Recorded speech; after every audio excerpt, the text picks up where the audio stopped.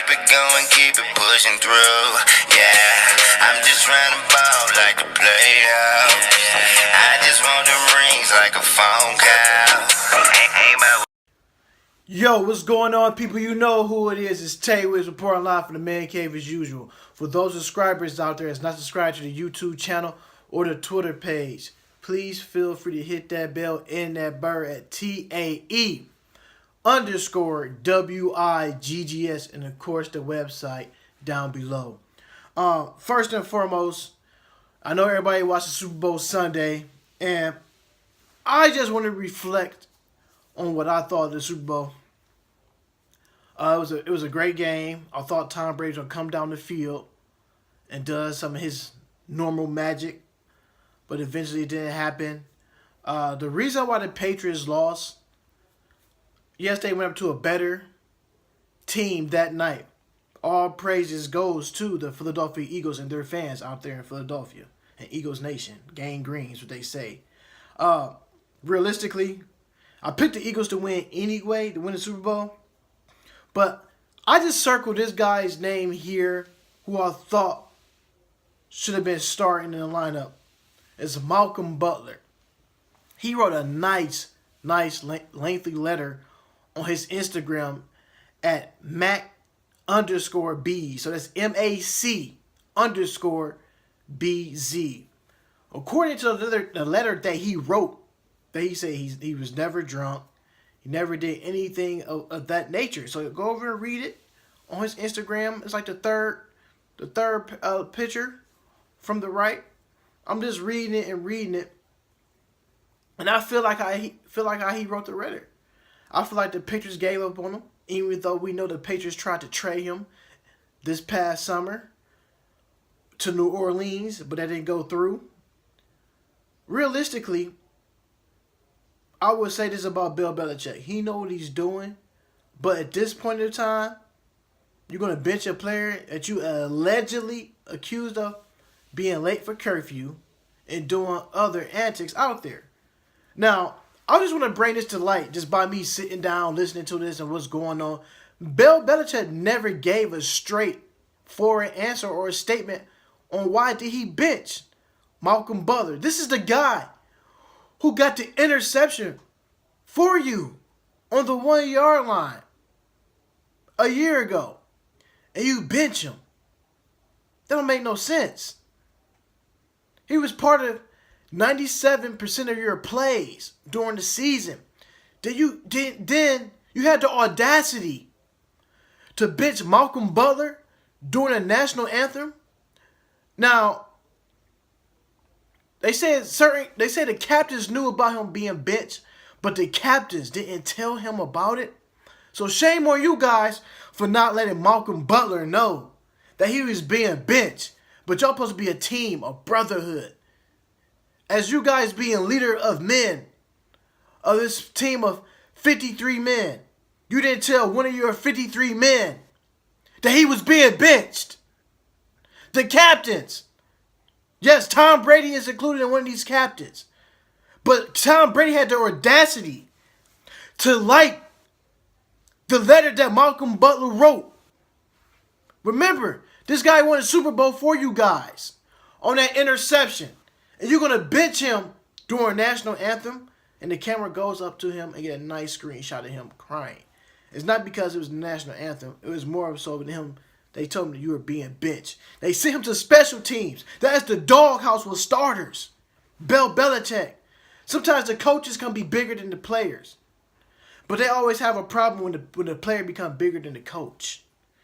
So therefore, this is why New England lost the game. Karma came back and bit them in the butt. So I'm on Malcolm Butler's side when I see this letter that he said wherever he may go in the future, he would be ready to take on another task. Yeah, you did what you had to do. You came from a situation where you was working a part-time job that took you off the street. You got to the NFL, and things took off for you. Your life just took off. Everything came in bang, bang, bang. Next thing you was on the streets working. Now you catching interceptions on the 1 yard line and being part of Super Bowl champions in history. Malcolm Butler, keep your head up, bruh. Better days ahead. But The reason I'm referring back to this, the TV's not hitting on this and they don't want to tell it what it is. I'm going to sit here and I'm going to kick the actual factual. Now, if this is Rob Gronkowski, we know Rob Gronkowski do some crazy and goofy stuff, cursing on TV and, well, most players does it, but the things that he says and some of the things that he does off the field. Now, if the shoe was on the other foot, would Bill Belichick would have benched Rob Gronkowski? What he did at the Tom Brady? No. He wouldn't do that. But you're going to bench one of your better defenders. When the Eagles saw him not out there, they started picking on Eric Rowe. Did they or did they not? They went out there in a couple of plays. The Eagles called a timeout. Next thing you know, they look up. They threw like a 30, 40-something yard touchdown. Easy pickings. Easy pickings. Then, Malcolm Butler looking. They showed a couple of shots. He's shaking his head because if Malcolm Butler was out there, this probably be a different outcome. Maybe the Patriots would have their 6th Super Bowl ring. And I just want to share somebody. They keep saying Tom Brady GOAT. You can't be GOAT with a blemish records. If you say LeBron James is 3-5 in NBA Finals, he's not a GOAT. What makes Tom Brady the GOAT if he's 5-3? Joe Montana's a perfect 4-0. That's GOAT. You gotta have an O next to it, a O like a Bill Russell, an 11-0, and you can keep going with this stuff. Like some teams have perfect blemishes, like Michael Jordan, 6-0, GOAT. You know what I'm saying? There are GOATs in this conversation, and Tom Brady is not a GOAT. Please stop saying this, people. He's not a GOAT. Joe Montana is GOAT. The new football era is different. Things is getting a little soft. They really can't play the bump covers like they used to. They want to throw flags. The same thing about the NBA. You can't hand check. You're taking the realness and toughness away from these sports. You are dumbing down the sports and making it soft. Let's get back and playing the game like it should be played. So, once I seen Brandon Cooks go down in that Super Bowl, I knew the game was really going to change because you don't have no deep threat receiver. All you could do is run quick slants and little dunk and dink plays. And you take that away from the Patriots, they didn't do nothing. You seen what happened when Cooks got injured. They stopped throwing the ball to Gronkowski. They waited to the second half to use him. Because me personally, I still think Rob Gronkowski was still under concussion protocol. And we would know, and at the end, when they lost, he said he's contemplating going towards retirement. So that lets you know what Rob Gronkowski is. Guy had like 3 back surgeries. The elbow, got the big old brace on. Then he had a concussion. So he averaged probably 1 or 2 concussions every season. That is enough. His body is taking a toll. Get out while you can. Get the money before your brain be hamburger meat. But like I said, if you want to read the Malcolm Butler article thing that he wrote, so like I said, it's on his Instagram at Mac BZ, MAC_BZ. And like I'm saying, reading that letter, man, Malcolm Butler don't seem like the type. They say he had girls in the room. He was late for curfew. Possible weed. Possible. All this before a Super Bowl game. You tell me that other guys ain't doing this on the team too as well. Like I said, Gronkowski is a party animal. A party animal. Like I said, if this is Tom Brady or Rob Gronkowski, would they did the same thing? The answer would be no. So Malcolm Butler, whatever team you go to, I hope nothing but success. So that's what's going on. And I'm looking at, I was watching the basketball game last night, watching the Cleveland Cavaliers.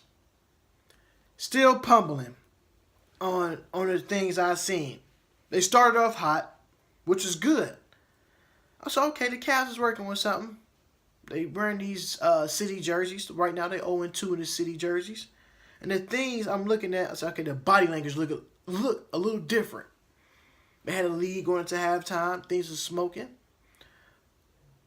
I'm looking at things like this. The body language in the second half was god-awful. God-awful. And like I said, like LeBron said, he would not waive his no-trade clause. None of that stuff. So when you look at this final score, 98-116, I'm scratching my head. because they got torched by Jonathan Simmons. And I'm going to show you how he outscored the Cavaliers right now.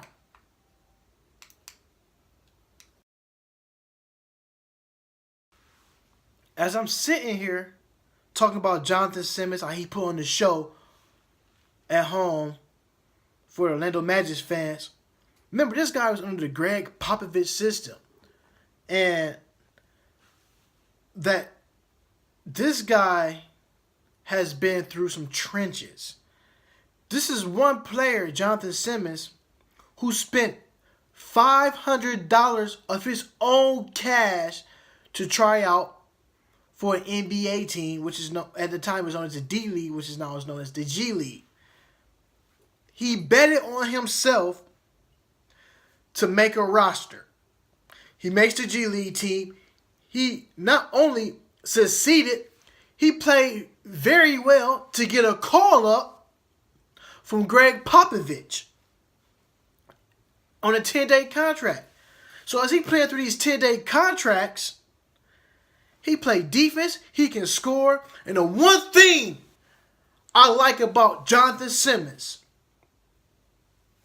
he brings toughness, grit, and grind to the basketball court. I read one of his quotes from a San Antonio paper when he was playing for them last season. He said, and I quote him, he played every game like it's his last game because you never know what's going to happen from here on.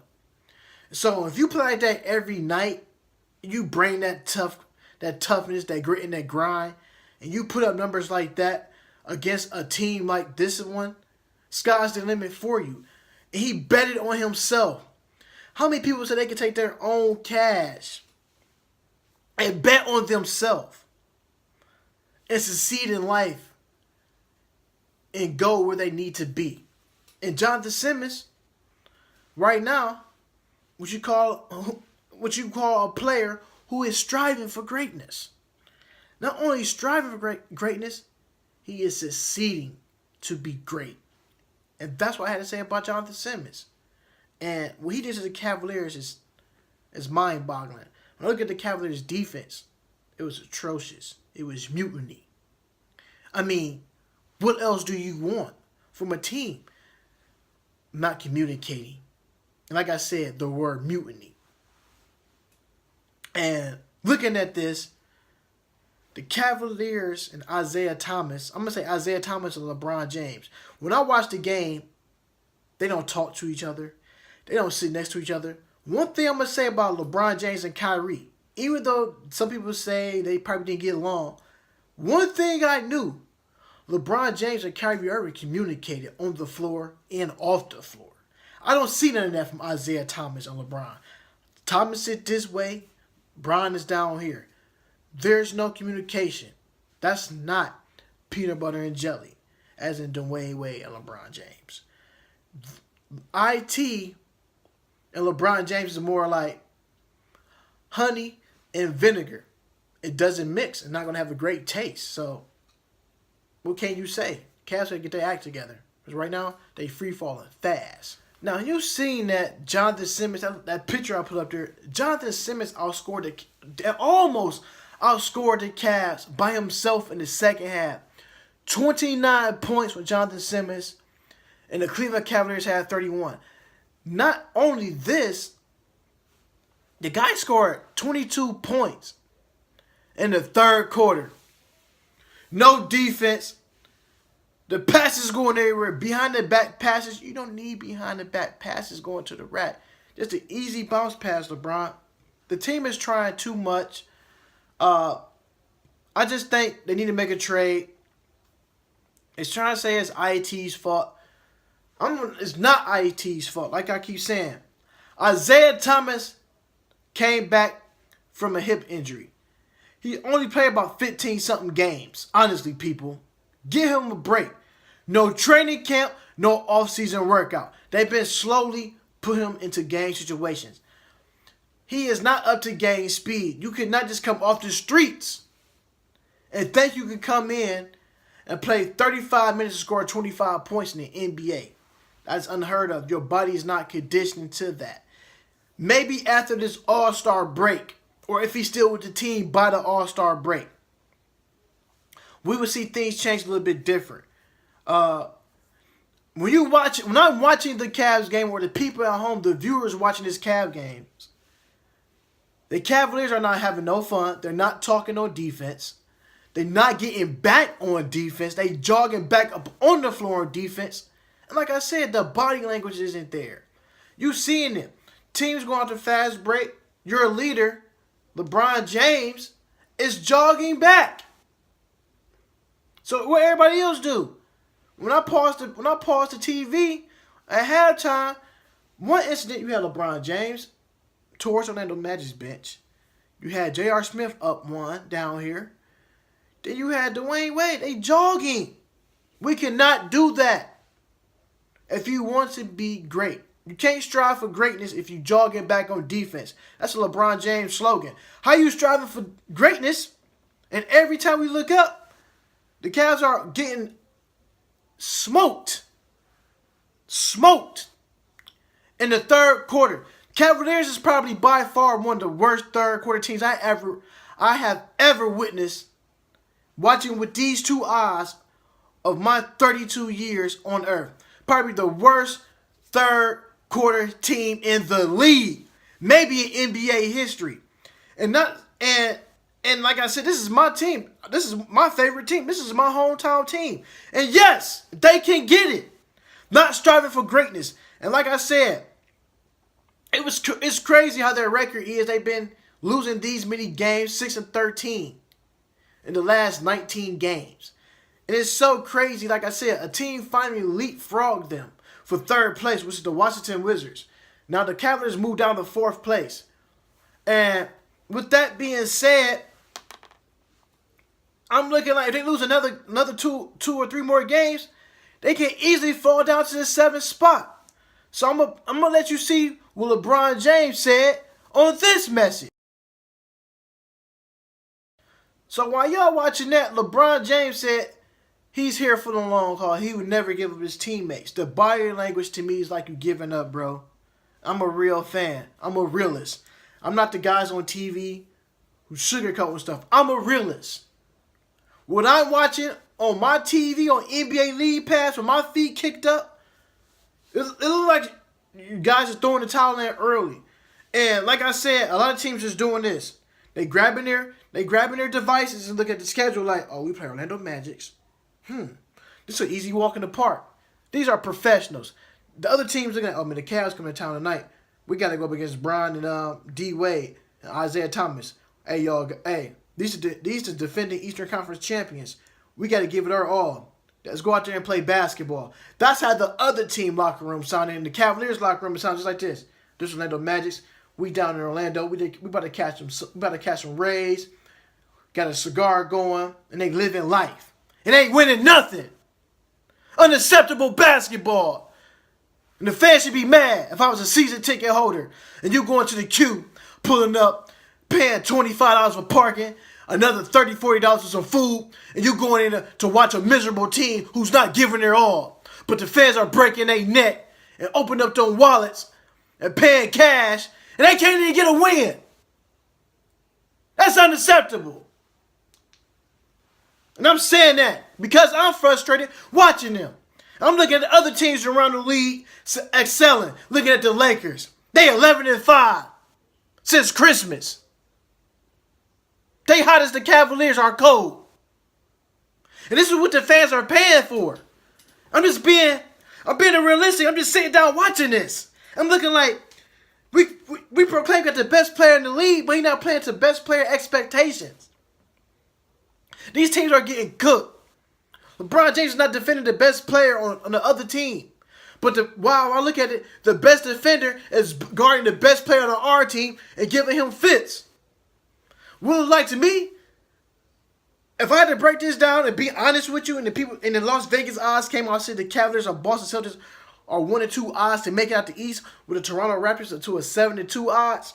The way it's looking like me, the Celtics and the Raptors will now probably be your favorites in the Eastern Conference Finals. Until the Cavaliers make some improvements on defense. First of all, they need to stop pointing at each other on the court. Every guy on that roster needs to go look in the mirror because it starts with themselves if they want to be great and want to win games. I'm not seeing that. They're not hungry. They're not hungry. Yeah, let me tell you what's wrong with the Cavaliers. All this wine they drinking on the basketball floor. Out there, all this wine they drinking away from the basketball court with their friends and stuff. Guess what I'm going to say? They might still be a little drunk and tipsy out there. That's the way they playing. Drinking all this wine from 1842 and 1960. They drunk off 1842 and 1960. It's unbelievable. Management all the way down to the players. No trust issues. Bad.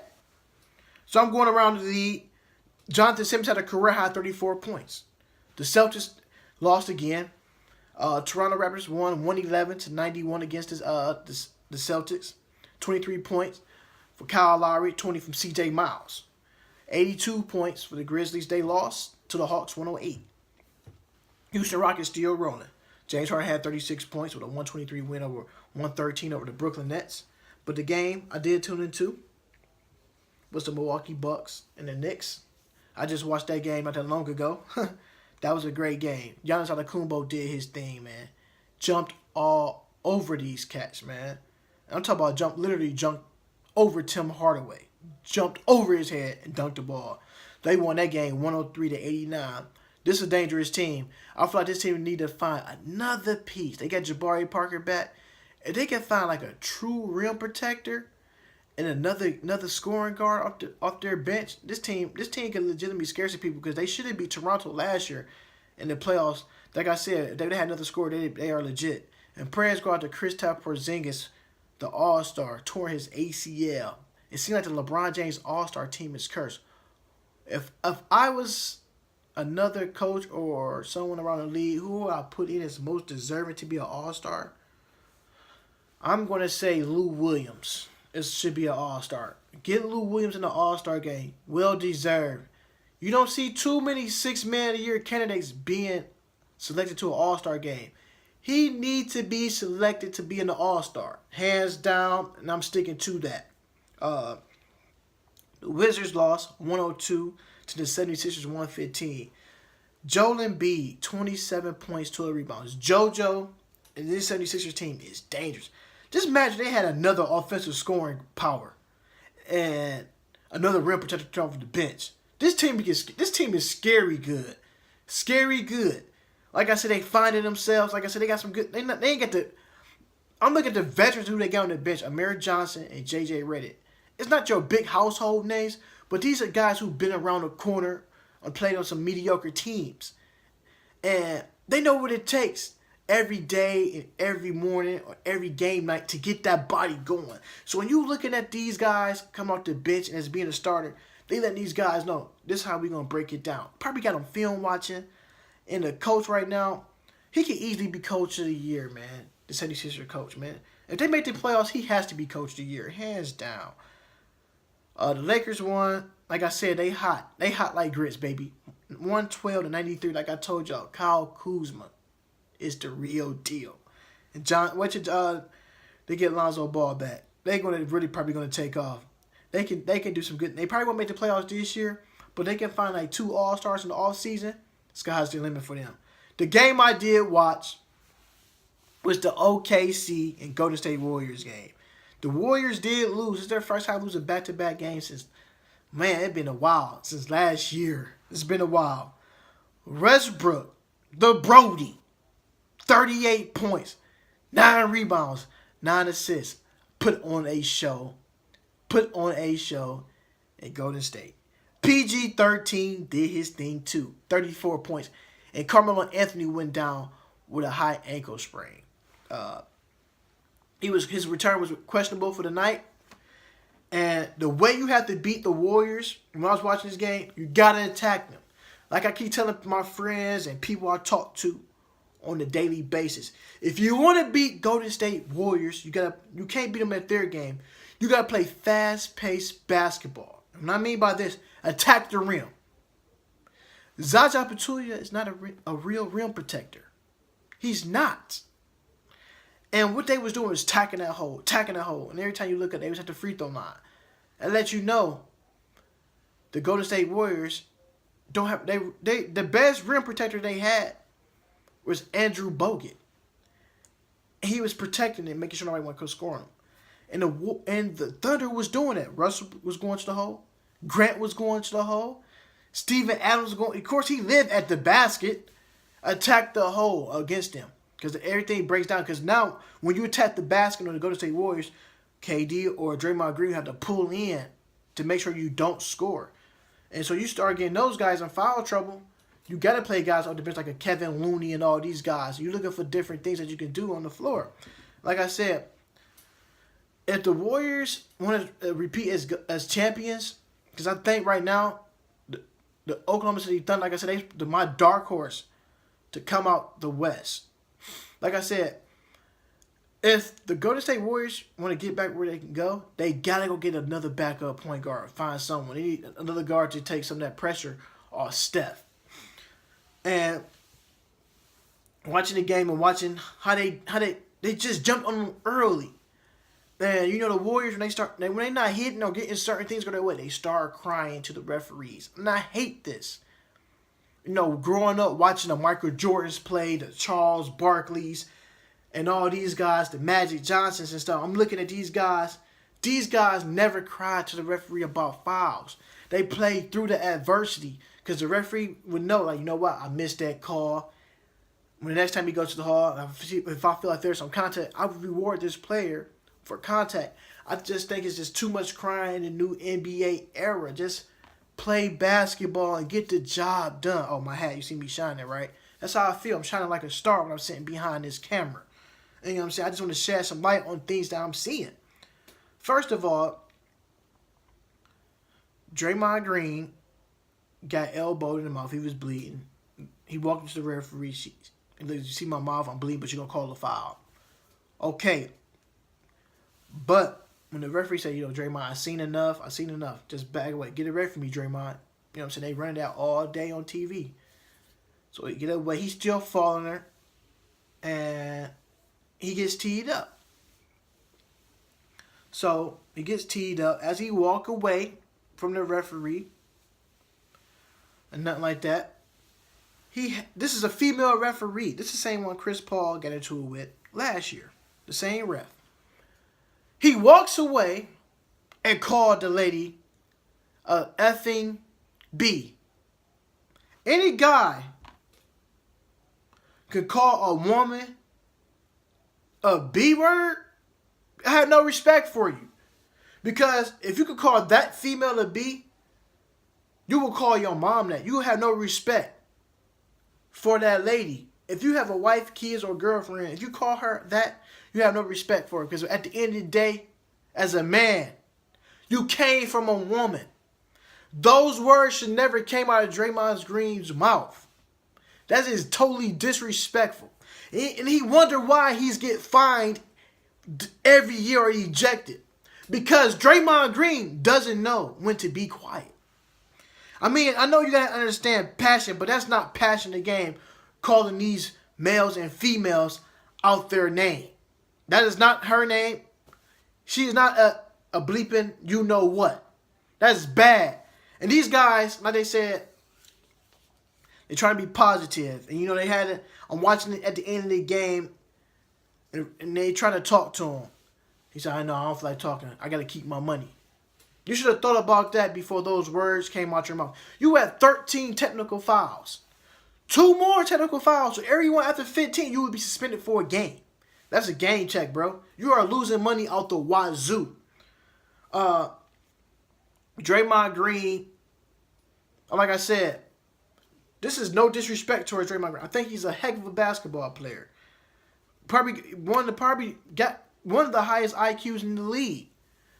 But when you let your emotions get the best of you and take over you, things like that will come out. And you make fans don't like you for stuff like that. I'm not going to say I dislike the man or hate the man. That is just bad because now people can read lips and people watching these games with their children and and the camera's right there, and that turns fans off. And when people see that, they think you a bigot, an idiot. And when I feel to realize when you meet these people off the court, they're not like that. Their emotions just get so attached to the game, and they let their emotions get the best of them. Just when the referee told you walk away, just walk away. Y'all know who I am, man. I'm Tay Wiggs, reporting live for the Man Cave. Y'all know what to do, man. Head on over right now to the Twitter and the YouTube at TAE_WIGGS. And of course, the website is posted below. Peace.